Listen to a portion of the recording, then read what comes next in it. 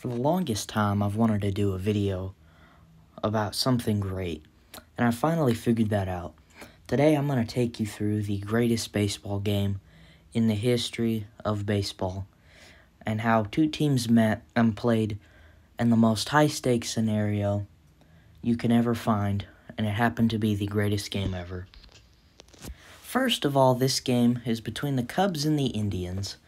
At the time, had the two longest droughts in baseball history between championships, with the Indians at 68 years and the Cubs 108 years.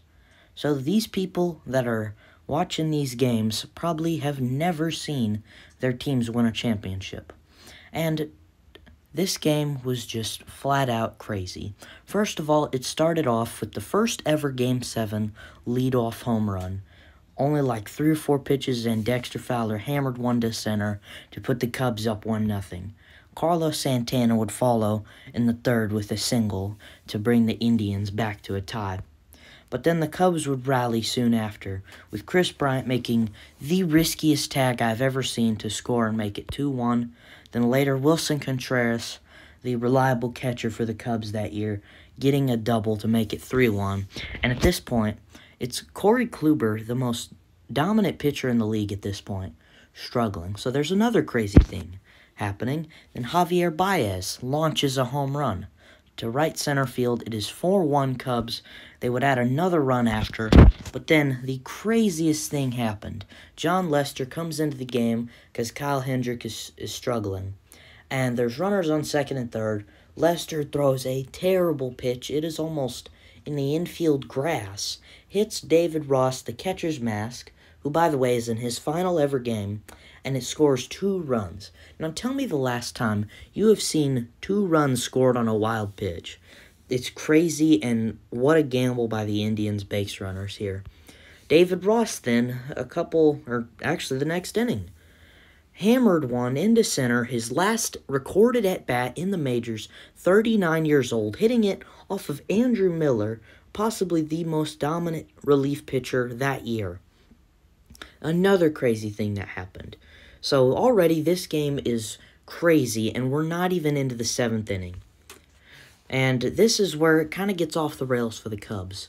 So they were doing fine, they're up 6-3, and then they bring in Aroldis Chapman. This was a bad idea, because Aroldis Chapman had thrown like a combined 56 pitches in the last 2 games. And he's on low rest, and he's going against a potent Indian lineup.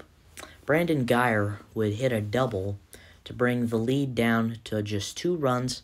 And now coming up is a guy you probably have never heard of. This is Rajai Davis, who only hit like 60 home runs in his career. He's choking up on the bat massively, knowing he's probably going to have to hit a home run. But this is not a hitter-friendly park, and he's going up against the greatest reliever possibly in history, who can throw 105 miles an hour. And the unthinkable happened. Rajai Davis hit a home run down the left field line to tie the game, the most improbable home run ever, off the greatest closer ever, and we're tied going into the 10th. And then another crazy thing that has never happened before, there was a rain delay in the 10th. And so this game, already so high stakes, so many crazy things happen, and we have a rain delay to stop it. In the 10th, Ben Zobrist would deliver, getting a double, and the Cubs would take an 8-6 lead after another hit thereafter.